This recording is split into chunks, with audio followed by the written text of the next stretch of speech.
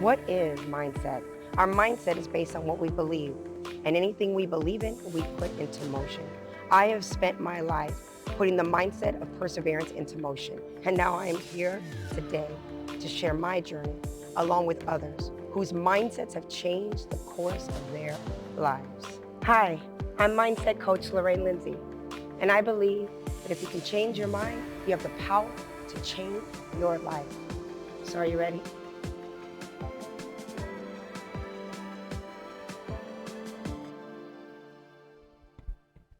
What's up? I am Lorraine Lindsay, and you're watching another episode of The Mindsetters. Again, where we believe that if you change your mind, you have the power to change your life. And today, our story is going to be on the mindset of a journey that you take when you've risen, have fallen, and how you pick back up and rise again. And I have a very, very special guest in the building today to talk about his journey and how he got there. And it was definitely a story to be inspired. But before we get into the story, this show is also on YouTube. So if you like the content and what you're listening to, please do not forget to hit the subscribe button. Send us your comments. If you want content that you want us to talk about on the show, please let us know. You can also find me at CoachLorraineLindsay.com, and you can follow me on Instagram as well. So without further ado, I want to get right into introducing my wonderful guest. It's been a long time coming. I've been wanting him on the show for quite some time, but he's a busy man, and I finally buckled him down. No, it's the other way around. I had to lock you down because this show's blowing up, and I had to be a part of it before it was too late. Well, thanks, Jay. You're never too late. So we've got Jeremy Lewis in the building. A little bit about Jeremy. Jeremy Lewis is a Las Vegas native who is a UNLV alumni. He comes from a powerhouse family, which includes his mother, Karen, a local attorney of 34 years, who started her own practice in 1991. He also has a legendary family who founded Lewis Homes and built over 30,000 homes in the Vegas Valley from 1977 to 2001. Although Jeremy has come from a powerful background, he has had to learn to create his own wealth, success, and independence at a young age, and so he can make a name for himself. His journey taught him the humble lessons of going from being a millionaire with sports cards and luxury living to losing it all in a blink of an eye due to a market crash and bad investments. He hit rock bottom but found his way back to the top. Jeremy is now one of the top luxury real estate agents in the Las Vegas Valley, generating over 21 million in sales in just this year alone. He has hosted his own HGTV special, Pool Hunters, and has also mastered social media to corner the market in the luxury real estate marketing world. Jeremy is now all about giving back and has added real estate coaching, specialized in social media marketing, to his repertoire. He has launched his course on how to generate leads using social media. He believes that everyone has the potential to earn a lofty living doing real estate, and now he wants to teach people exactly how he did it. He is here today to share his rise and fall and his rise again, and I'm so happy. So please welcome Mr. Jeremy Lewis. Thank you. Well said. I mean, I usually am the maestro. Takes a little getting used to. You've allowed me to be a little bit of a maestro in your world. That's what I'm saying. One of the few that I was like, she's got this. I don't need to step in. I have tendency to do that, but thank you for having me on. This is great. I'm honored to have you. Honestly, this is great. You are a dear friend of mine. Actually, likewise. No, like you said, it means a lot. I appreciate you saying that, Good. and I'm excited. But I'm excited for you because we've known each other for several years. I've been graciously watching on the sideline, watching you literally this rise and fall thing. And so I want to get right into that because I think there's a lot of people who could really gain a lot of inspiration from your story. Hope so. Because there has been many of us, even in today's world and what's going on now, that feel lost, maybe have had it all at one point, lost it all, and just trying to figure out, how do I get that back? So before we get into your journey and how you figured all that out and are continue to do so, right. Tell us a little bit about yourself, as far as like what it was like when you first initially got into real estate on your own, separate from your family and their legacy, but making this something on your own. So tell us a little bit about that. Well, the truth of the matter is, I didn't plan on doing that because my family, my father's side of the family, Lewis side, the family built at the time 30% of the residential homes in this town in 2000. At the time in 2001, they're the largest home builder in the state. I started learning the process and how to build a home. At 8 years old, and by probably 12 years old, I knew more than any general contractor would about the start process of building a home, from digging foundations to concrete to framing to electrical to HVAC to plumbing, et cetera, et cetera. I knew it all, and it was kind of in my blood. But I was gonna coast through, and take over the family business, and which was, a very large business at the time. Again, the largest home builder in the entire state by far. And when they was told they sold to KB Homes for well over $1 billion, I was lost. I was 20 years old. I was in college, and I was about to just coast into this existence. So you had this thing that was like, you in your mind was like, this is going to be handed to me, and the rest is history. I knew what I knew what I was doing too, and I've been around it my whole life, and I put the work in. They exposed me to when I was a kid, and I was ready. And everything was established, like I said, and I didn't have to build anything from scratch. My father and grandfather and cousins and uncles built a home building empire, and I was ready to take it over. They sell to KB Homes. Yeah. And so your world is kind of, although there's this wealth going to your family, your role is now gone. So I had to figure out everything for myself. I was pissed. I was like, what are they doing? Mm-hmm. Why? Now the Vegas is just starting to explode, and they sell. And this was, right, when 9/11 happened, and they thought the economy was going to take a big downturn, but obviously it bounced right back and then some. And I had to figure out a whole new direction for my life. And I still didn't know what I was doing in life, period, because I was 20 years old and trying to figure it out on my own. So then what made you decide that, was it kind of an easy transition to say, okay, well, I'll just get my license and become a realtor? Is that what you decided to do initially? Because on your mother's side, there was law and, she's an attorney. And so you had these two different dynamics. So what made you decide that you were going to go the route of real estate and become a realtor? My parents actually didn't put too much pressure on me. I put it on myself. I had these two titans. My father's also an attorney as well.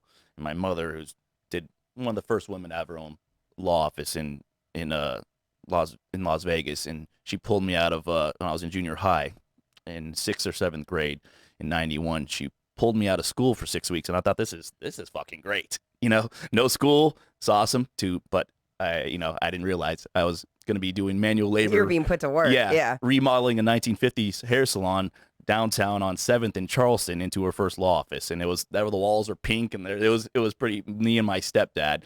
And after a few weeks, I was like, send me back to school.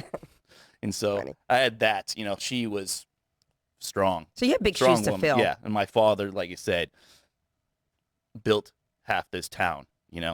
And they didn't really put pressure on me. But did you feel? I did. Organically or innately, I should say. I put on myself. Because those are big shoes to fill. I got to live up to what she's done, right? That he's done, and I let it consume me, to be honest with you. I was like, and then when Lewis Homes was sold, I was like, I can't live up to anything close to what they've done in their lives. I need this opportunity that they created for me to slide into it. I didn't want to put the work in. I was afraid. I think, like that's one thing, like someone, for me, who came from very humble beginnings, right, would be like, oh, you had it easy. You had it made. Everything was handed to you. But it's selfishly said, because for you, it's like you can say that, but here I am, with this legacy, if you will, and I have these shoes to fill, and how do I live up to that?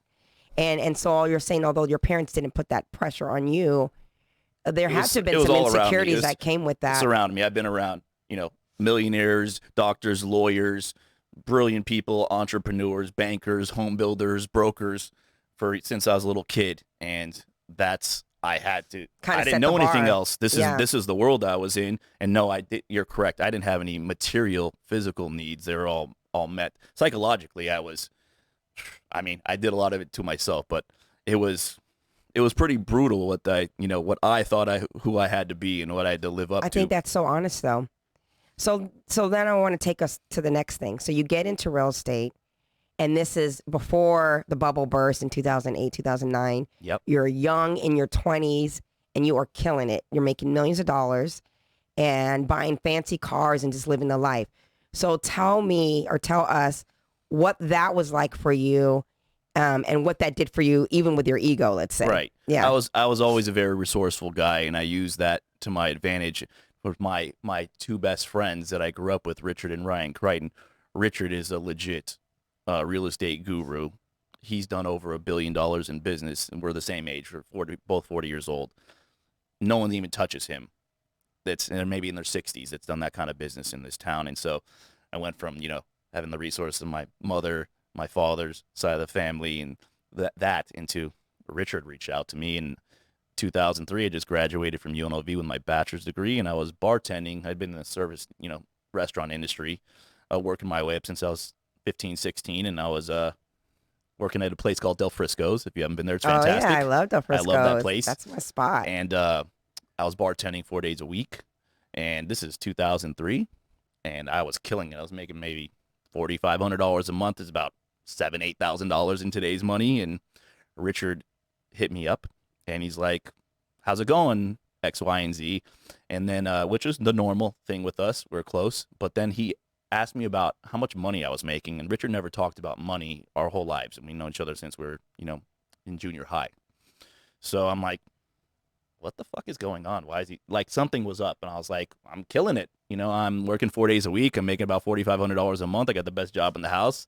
I'm loving it. He's like, well, I'm making $4,500 a day. So what are we even fucking talking about here? Quote. I was like, nothing. And this is, it's funny because it's actually true. 8 years before the movie Wolf of Wall Street came out, that scene.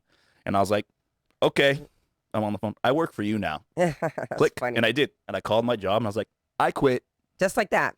I did. mean, when you're that young, you're just, Richard, like I said, he's a powerful, if you don't know him, he Yeah. is legit powerful individual. And he said, like I said, never talked about money. When he said something like that, he's not messing around. I knew it was true. Mm-hmm. He was like, I needed to make a move. And like he said, 10 years, he never spoke like that to me. So you get into this world with Richard, Yep. and whom I know as well. I work for his brokerage, or we do both actually. And then what? You just take off. The market, I didn't work. It was too easy. I had Richard and Ryan. I had the crazy expansion of the market and, the bubble, the housing bubble. And I took advantage of that. And with all my resources and my connections and Richard, made a fortune. And 23, 24, 25, 26, making well over $1 million a year. I had a couple Ferraris because you can't have just one, too. Like it was an out of control time. I was spending my money reckless. I had 13 houses. It was insane, and I just didn't even pay attention. It was just too easy. It was all handed to me, and I never even paid attention. I was like, this will just continue forever. You thought the well would never run dry. Nothing. I can just continue, and I don't even know what I was thinking, to be honest with you, because I didn't really work. It was just falling out of the sky, and I didn't really try. I just took advantage of, the resources and, people I knew that wanted, I surrounded myself with, and I'd help them and they'd help me. But it was on, and I didn't really care. So you got all this going on, I'm painting this picture and taking everybody on this journey. And there wasn't even a real mindset per se, right? It was just everything's coming, and it was that easy. And then boom, you hit a crazy wall. Yeah, the market crashed in 2008. Everyone lost their ass, including me. And what does that do to you emotionally, mentally? Like, you're like way, way, way on the top, young man, what have you. Yeah. This perception of you, and then boom, it all goes away. My whole identity was built on my wealth that I had acquired in my status and success and education, et cetera, and it all came crashing down. I felt like nothing. I was worthless. I was like, I was the worst time in my life. Had so much anxiety. It was crazy. I had not a pot to piss in. I had nothing. I lost everything. I had to ask my dad to lease me a car. It was very humbling for you. It was a very unpleasant experience. Because you went from, my family has it all. They sold the business. They have the money. But I'm here. I'm the man. I'm making my own money. I'm doing my own thing. Right. I'm creating my own name. I was like, I thought I did it myself. Right. Instead of, trying to slide into their, the position that I thought they would, set aside for me in the family business, which I would have done well with. But Still, they put in the 30 years to get, I was just going to slide into it. And then I did all of this, but I didn't. And then I lost it all. And I felt worse than I did before, than when I had nothing, when I was bartending. Way worse. I Well, was yeah, I can anxiety understand ridden. that. I couldn't deal with it. My dad leased me a car. I had 13 houses. I kept one house. I moved in roommates and begged my mother for a job. And she muscled me. She's like, I'm not giving you a job. She's like, go back to bartending. And she knew, she's very, very, very bright. She knew I couldn't do that because the economy crashed. She's like, or you can go back to school. You can apply to Boyd and you can go back to school and I'll give you a job and I'll pay for your school. And And so is that what you did? yeah, I had no choice. It Okay. wasn't an option. I tried to get, bartending or any kind of, no, nothing. I Well, couldn't why get did you anything. feel like you wanted to do things on your own? Like, like, okay, I'm going to try this first before I take this handout from my mom, so to speak. Because it made me feel like a kid. I want to be like my whole life. I want to be like, I'm a man. I'm a grown man. I can take care of myself. I don't need anyone. And I didn't want it. I didn't want my mommy taking care of me or daddy or anyone else helping me. I was like, I want to be a man so I could feel like that for myself. And I thought taking anyone's help, especially my parents, after failing miserably, was just a monumental fuck up and embarrassment on my part. So let me ask you this. So you end up going to school. She wanted you to study law, and you do that. So how did you end up getting back into the real estate game? Because quite frankly, let's say you fail epically, as you describe it, on in this particular field of work. Some people will just run and never look back. What was it for you? And here you are, I can go to law school, I can work in my mom's firm. What was it then that said, I'm going to give this one more go. I'm going to do this again. When did you finally find the courage to make that decision? And why did you make that decision? Well, I had to find my own way, and it took years and years. And uh, I been around, my mother's lawyers in my mother's firm and her since I was a little kid, and I thought, quite for no offense to my mom or anyone else, I thought being, the law and being a lawyer is a joke. I never wanted it. Everyone was grooming me to do that since I was younger, not to take over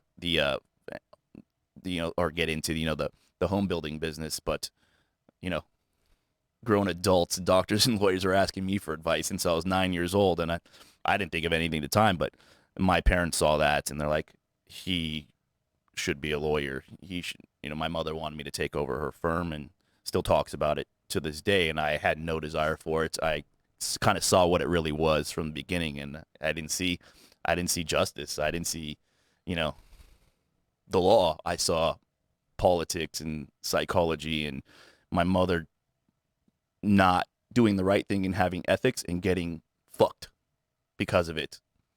And why everyone else is not playing by the rules and they're getting rich and successful. So and it was walking on definitely a easy world street. that you're like, I want no part of it. No, I saw it as, I thought it was a sham. And quite frankly, like, it didn't used to be like that. My parents' generation, they're right. If you worked hard and you went to school and you did the right thing and bust your ass, it paid off.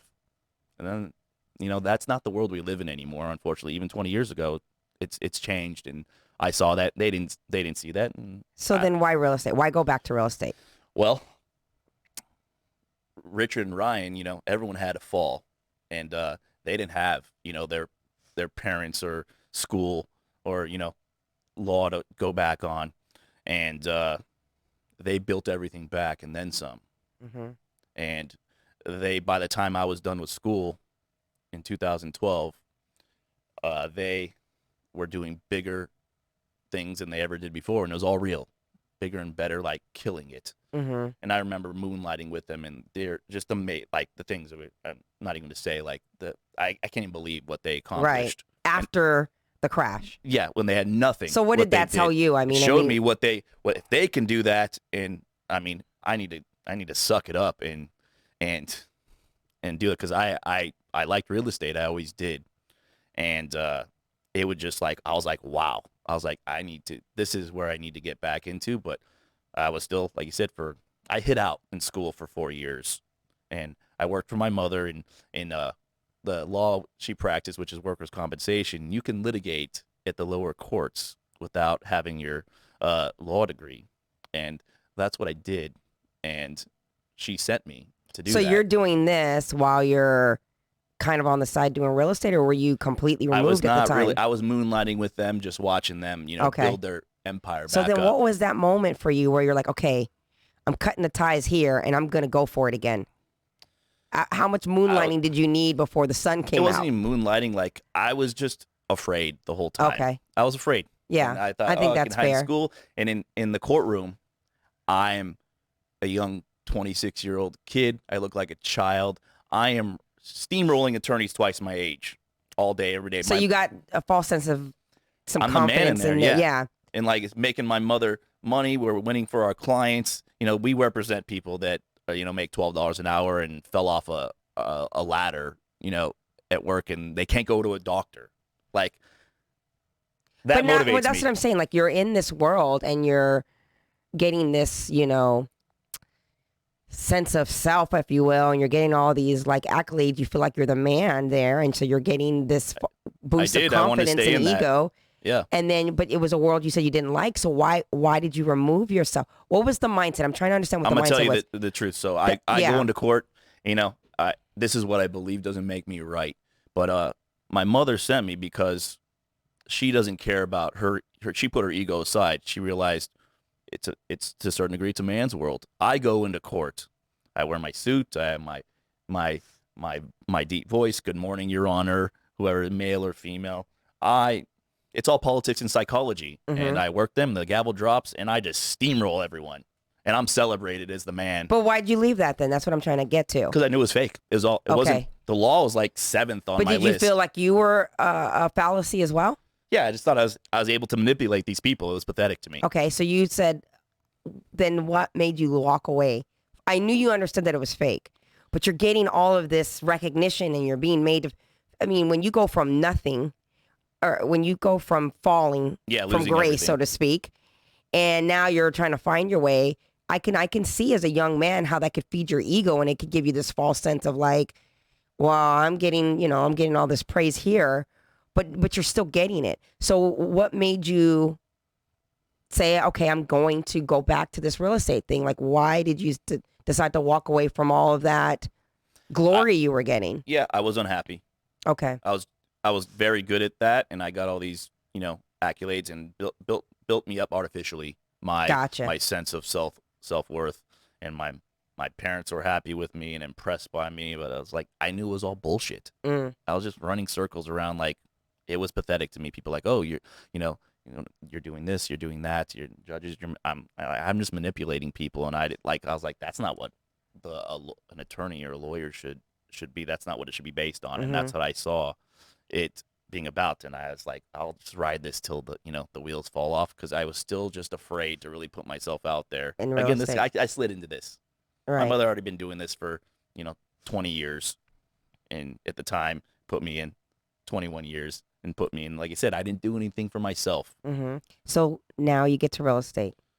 Yeah. What was the moment when you were like, okay, I'm gonna go back out there in real estate? Because you have to start over from the very beginning. You're gonna have to start over. You're gonna have to start building your business, generating your leads, going out there. Yeah, Richard. A sheep following the shepherd. Yeah. AKA was Richard. Right. So until this point, what did you do? Did you just tell your mother, like, look, I got to find my way? Like, what was this conversation? Did you cut it off, or did you still do it and then start getting into real estate? Like, what was the transition? I still did. I still, to this day, go to court. Yeah. Because it's my mother's backed me my whole life. Right. And I want to, return the favor. Yeah. And it just works to this day.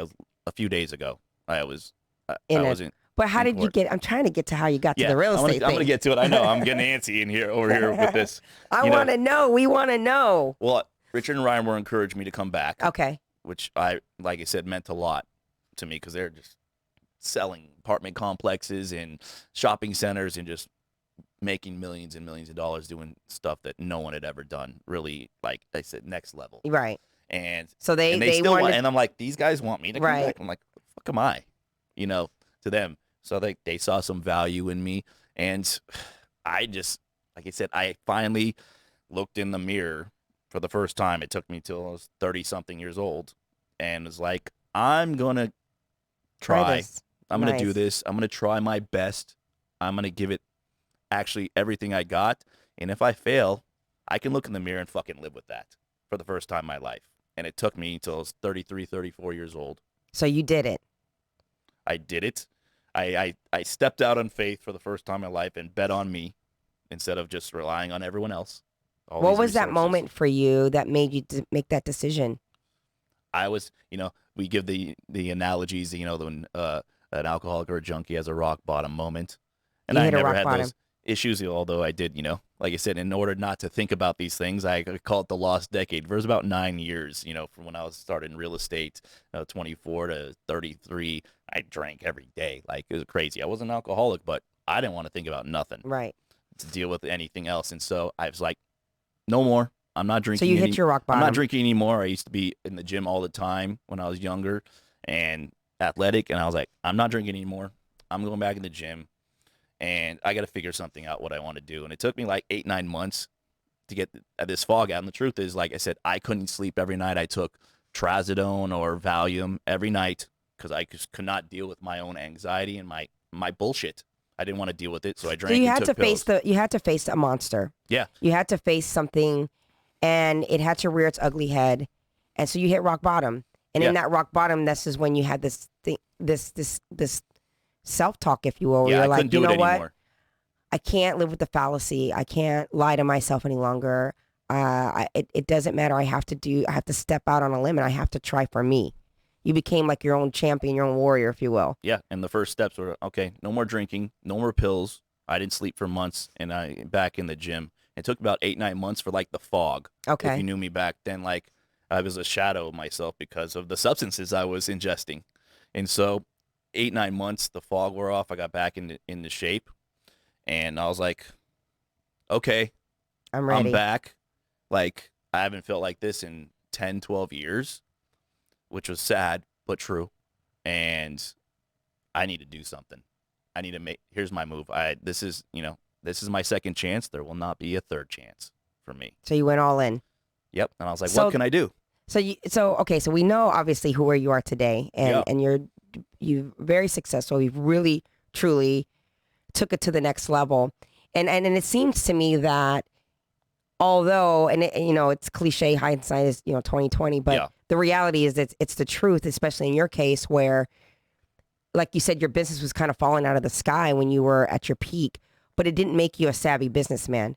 A But horrible what you realtor. understood was, I could have all these things, but how do I make it sustainable? Because like you just mentioned, you said, there is not going to be a third time here.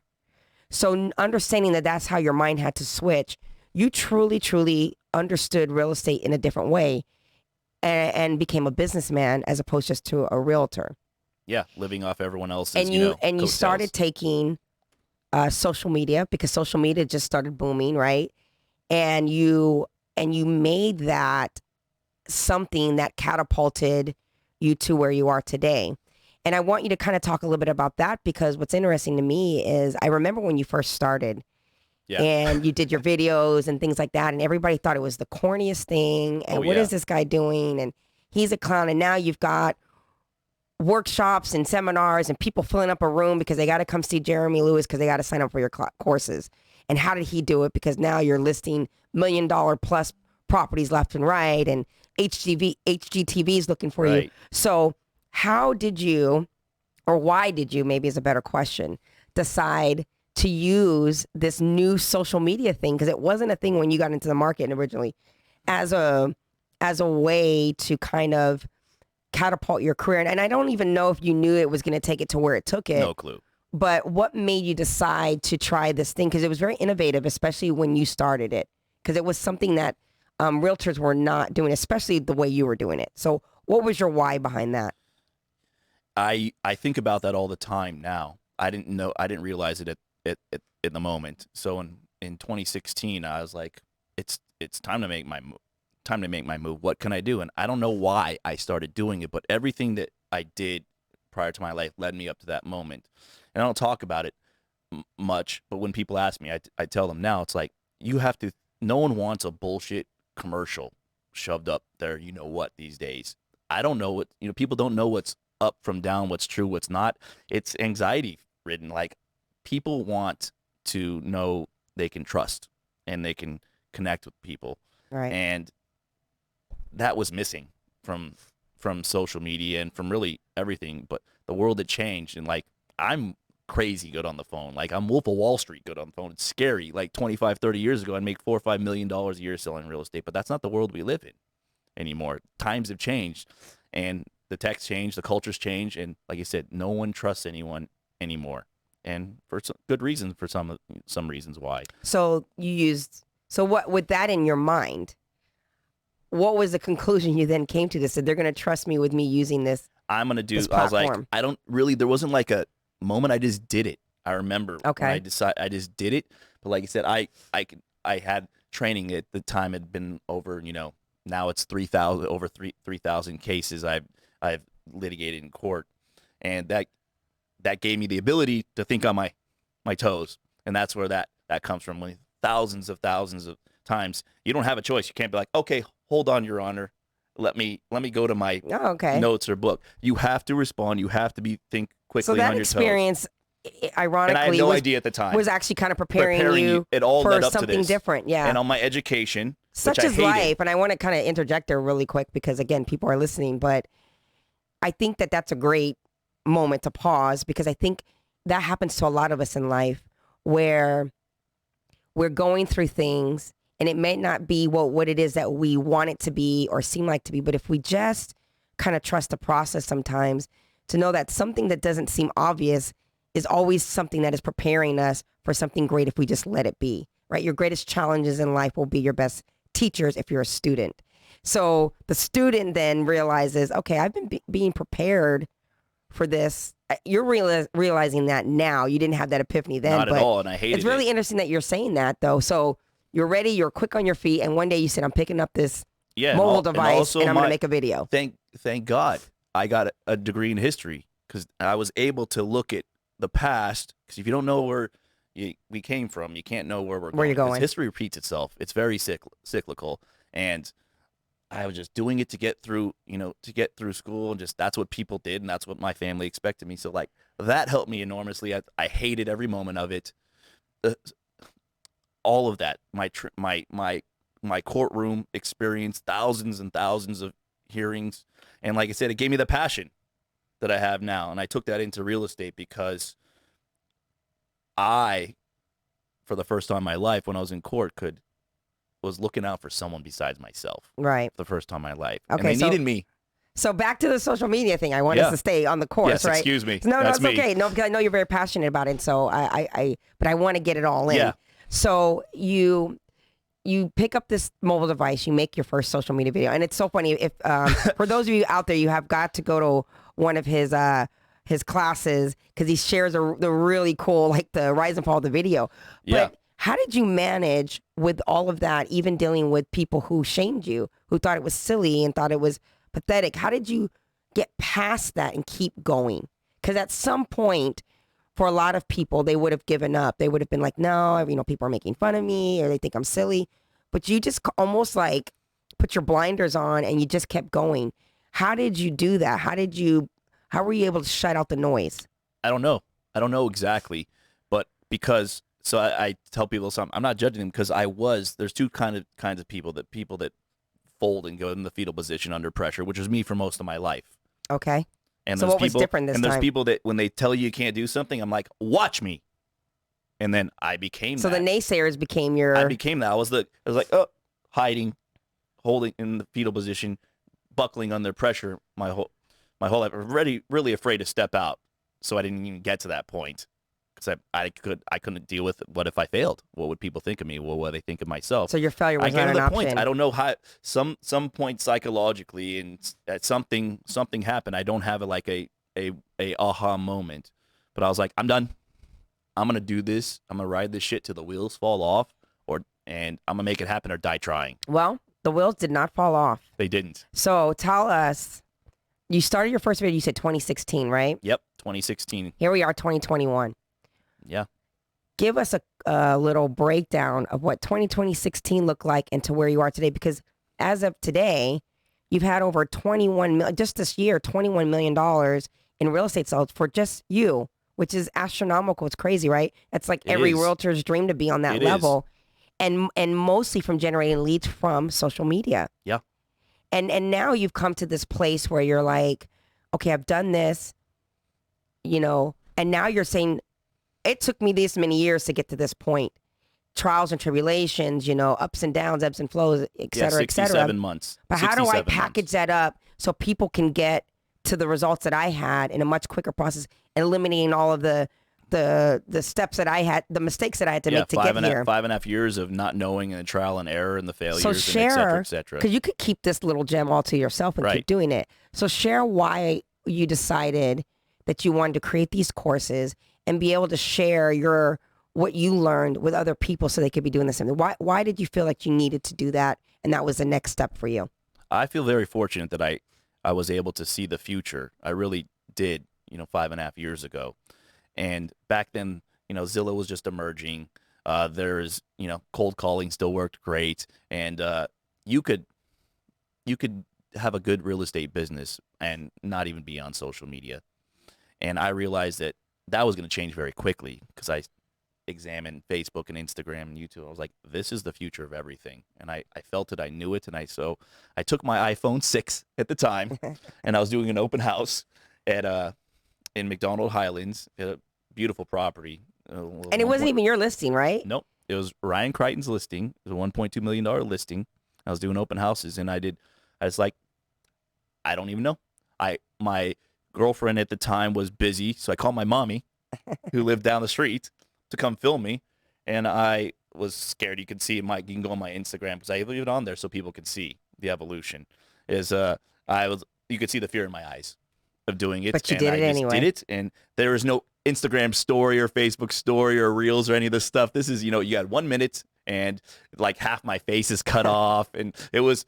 But I did it. I did a minute video, and then the next day, literally, I was doing open house again. I was like, I called my sister. My little 3- and 4-year-old nephews come, and I was like, it transformed like day and night. I danced around and did the Macarena with them, and said, you need to come and check out these guys from Barcelona, Spain. They're here. My Dylan and Mason, the creators of this dance. It was like, and I was like, this feels right. This feels right. Why didn't you stop when people shamed you and they made fun of you? In those early days when you're doing this video, why did you not stop? It's a great question. Like I needed to prove everyone wrong. I had a huge chip on my shoulder, and I still do, but then I was like, I was the first realtor in the country. It just is what it is. To do a one take, unedited property walkthrough video and put it out there on social media. And it was raw. And people saw that, and they didn't know what to make of it. When everything's something new and something changes and it's innovative, it's going to change everything. Right. People are afraid of it. People will lash out. But you didn't stop. Regardless, you didn't stop because you were like, I just can't fail. No, I refused. That was you refused. I love that. I refused. I was like, I didn't care. It fueled me. All the haters fueled me. And not everyone was a hater. People didn't understand it. My good friend, your friends, you as well, Sam Cohn, brilliant guy, close friend, been around from the beginning, the genesis. He works with me at Rothwell Growing Companies, killing it in the realtor, like one of the best in this business. And he pulled me aside. He went to one of my seminars that you opened for me back in September 1st. And we went to a football game a couple weeks after that. And he pulled me aside and he's like, you've changed, man. What's like? I'm like, oh, good, right? He's like, I've been around you. We've been close for 5.5 years, and I've seen you do all this, and I just didn't understand. It was too abstract for me, and I'm not just saying Sam is fucking brilliant. Yeah, he's doing really well. He's brilliant, and he's not, like you said, I don't understand something, I call Sam. And he's like, it was too abstract for me. I didn't understand until I saw the power of this.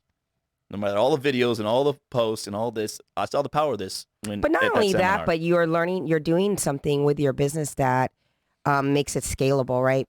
Because there is, no matter how well and successful we are, anything that we do, there can be some burnout, right? And, especially when you're dealing with sales, and it could be very lucrative and you make tons of money. I can attest to that personally, and get to a point of burnout. And I think what's really unique about what you've done is you're like, okay, I understand the rise and fall. I've been in real estate now for, 17 years or however long it's been. But Yeah. now what's the next step for me? And how do I reinvent the wheel, so to speak, where it's more contributing, excuse me. And so I love that now you're still doing your real estate and you're still, doing the luxury and all that, but now you're taking it to the next level by sharing. I know where you're getting with this. Okay. So I'll give it. Sorry, you're gonna have to. My history degree is kicking. I'm gonna give you the analogy to so you can fully understand this or best you can. So in 1777, way back Lord in Revolutionary Jesus, War, I know really? George Washington. Everyone knows who George Washington is.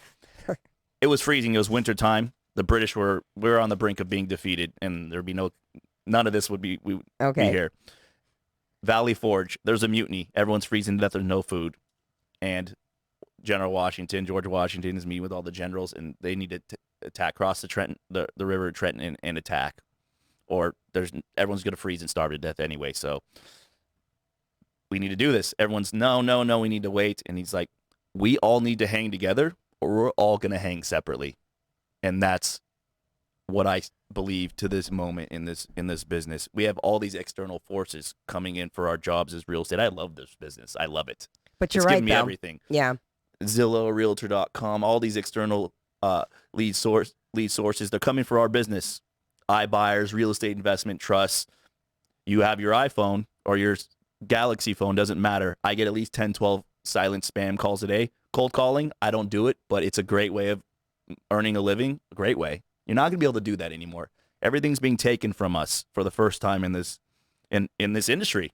And it's a circular firing squad. And I'm trying to change that because everyone's trying to undercut each other. Realtors are not each other's enemies. Those are the enemy out there. So when you say that, then with what you're teaching in your courses, how do you feel like that is going to be the thing that sets I guess a realtor apart or keeps them from being, I'm trying to think of the right word, but makes them disappear in this world? I mean, because you have to be innovative in business, right? Yeah. So what makes it about what you teach, the innovation behind it, that's going to keep the traditional realtor afloat? The power of the subconscious mind connecting with people on a subconscious level is the most powerful thing in the world. I agree with that. It just is. And that's what I discovered, really. And I didn't know it at the time in 2015, 2016 when I started. I was like, this is powerful because we don't even know it happens to everyone. And so what people do when they see you, and the only way to do this for realtors or anyone is to, unless you're in person, face to face, you cannot do it with a still photo. It has to be someone, you have to be on video speaking, you in the foreground, and whatever else is a value. So you feel as though social media, if used the right way, appropriately, that's the medium. Yeah, it's what ultimately can just give some some connection to the potential it's client. the only way. And in a COVID-19 world, I became essential, and Right, people realized right. that was the catalyst when people finally realized, after 4.5 years, it was like this pandemic opened most people's eyes, and that's what really changed the game, because people won't do anything, including myself, until we absolutely have to. Right, it has And to most of become the time, a must. and most of the time it's too late. Yeah, Tony Robbins teaches that. It's like I want to, need to, would like to, or I must. And when something switches over to a must, it's powerful, right? Because then you like what you said. It's almost as though you basically said, this second time around, I must make this work. And you found I a didn't way. believe I was going to survive psychologically. Okay, so I have a couple questions for you to conclude with, because we're going to wrap up because we only have X amount of time. There's so much more I know. we could expound on, but maybe we'll have to have you come back and talk a little bit more about it. But I do Please. want to for you to talk about what's next for Mr. Jeremy Lewis. What's next? I mean, you're doing this now, but what's next? What do you want to see next for you? Well, I just, like you said, the power of this is like even beyond, and I'm not just, saying it's even what I thought. The people are dying in this world to connect with other people, and we're separated from each other. And so social media is the only way, whether like it or not, people can really connect with each other on any meaningful Well, level. that's a profound thing to say, but why do you think that it's one of the only way? I mean, that's pretty... one of the only ways, because like I said, we become detached from each other as a society, and like I said, COVID made put that on steroids. But people would arguably say that social media detaches people from one another. It does, and so how do you create it in a way that creates connection? How do you do that? By not, like I said, by not making it I look at my social media not for attention actually not, it's not social for me. For the most part, I look at it as a job and an opportunity to network and connect. Some of my closest friends in business and personal are from social media, but I changed my mindset, what you teach, and I'm not just saying that, into look at how to social media in a different way and not be like, oh, Gotcha. Here's the negatives. There's always a negative. Stay away from the negatives. I try to force myself and have the most part successfully. So you get in the mindset of saying, how can I make this work? Right. And how do I make this something that can connect people through networking, through business, through home ownership? Right. And it's changed everything for me and a lot of people, because if you look at it in a certain if you have the right mindset and you look at social media, it's one of the best things that's ever happened to. It's a powerful tool. It most certainly is. Not just for business, but like you said, it can be. I've been able to help a lot of people. Like I would never have connected with thousands of people otherwise, and it wasn't socially. I helped them, and I've gotten tons of help too. Like the journey has been crazy, and I didn't see any of that coming because I only saw social media in this high school popularity contest lens, which is horrible if you look at it in that sense. Right. You shouldn't use it at all. Right. It's terrible. It's not good for your kids. You made it a resource. You made it a useful resource, and now you're teaching other people how to do that. Yeah, we are not. Go ahead. Talk a little bit about that really quick. I want you to share about your course, because I definitely want people to know what that is, what you're doing with this course, how they can actually get to this course, or and what they can expect from it because there's people, honestly, even if you're not in the real estate world, you could utilize the course for any type of business or sales, because it's teaching you how to utilize social media to make it work for you to generate leads in whatever business. Is that correct? It's true. I've had law firms hire me. I've had yoga studios hire me, and because this works generally across the board. Okay. And there's money. We're not competition. Realtors or real estate professionals, whatever. We're not competition. If I do a mirrored video with cue cards with you, a video, we do the exact same thing side by side. You're gonna connect with a certain amount of people subconsciously. They don't have a choice in the matter. Right. They like, for the subconscious mind says, I see Lorraine, I trust her, she's real. This is not a bullshit commercial. 2, I like her personality, her humor, et cetera, et cetera. And that doesn't happen with everyone, but once you get them, they're yours. They're never going with me. Like I said, I have say the same words, do the same thing with same property in the background or whatever the background is. I'm going to get my certain amount of people.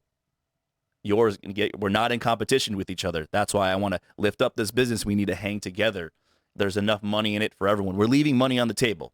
Instead, we're fighting over the scraps that these lead sources, these iBuyers, Zillow, et cetera, instead of focusing on what we should be is building each other up, because the mindset needs to change, because we have this mindset.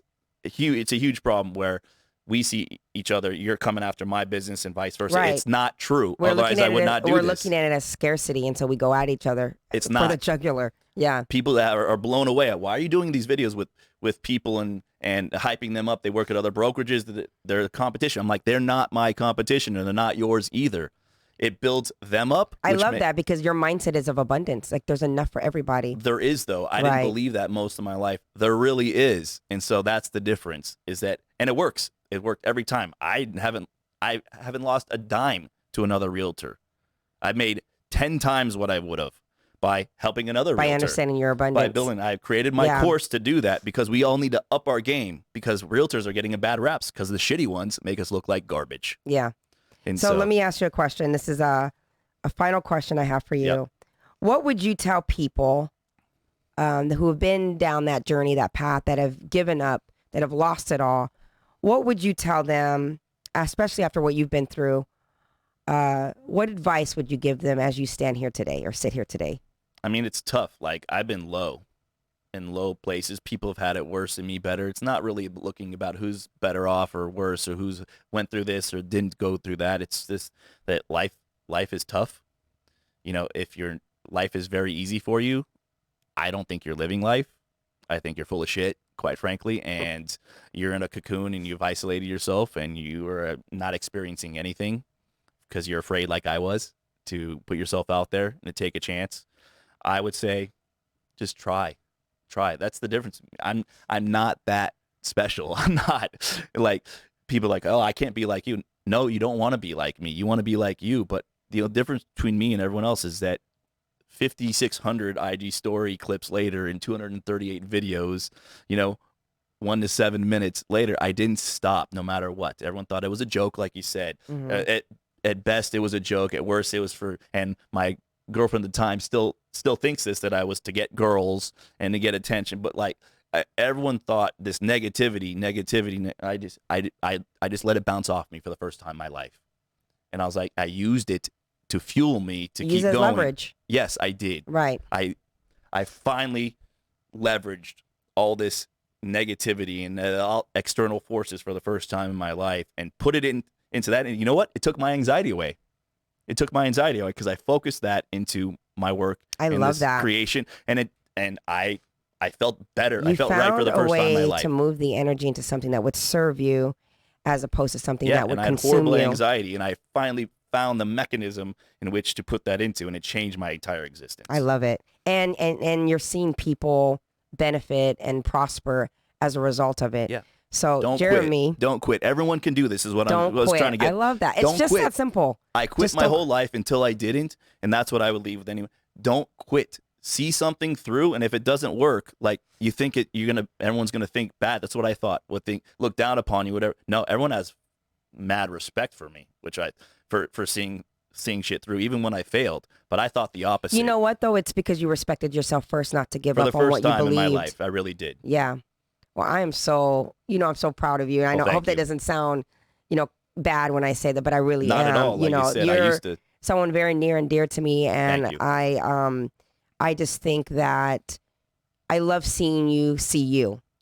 Do you know what I mean? No, I actually do. Yeah, I actually do. So I'm very proud, and I love watching the journey. And anytime I could participate, it's always great. So tell people how they can get in touch with you. And if you're interested in checking out his course, how they can actually find your course. Yeah, no nonsense. You want to change how you view social media, your mindset, really build your business and your social life in a positive way. Go to my website. It's www.jeremylewisocialmediamastery.com, jeremylewisocialmediamastery.com, or I have my website on my Instagram. It's my Instagram handles at Jeremy Lewis Vegas Realtor, and check it out. Like it doesn't matter. Do you have any courses, seminars coming up? Anything scheduled yet or not yet? I just did one 10 days ago. It was amazing. Like I couldn't believe it. So I'm gonna do early January. Okay. I'm gonna do another. So make sure one. For those of you who are listening, if you want to meet Jeremy in person, attend one of his seminars. Let him tell you his story, share his cool videos. He'll even get on his phone and do a video with you. So definitely check out his social media follow. He's always advertising when he's doing his seminars and workshops, and go to his website and check out his course. I appreciate it. And I am so honored. Thank you so much, Jeremy. Thank you for having me on. Like you said, we got to all do this together. It's gonna change everything. It did for me. Awesome. Thank you. Thanks. Well, until next time, thank you all again for watching another episode of The Mindsetters. Until next time, ciao.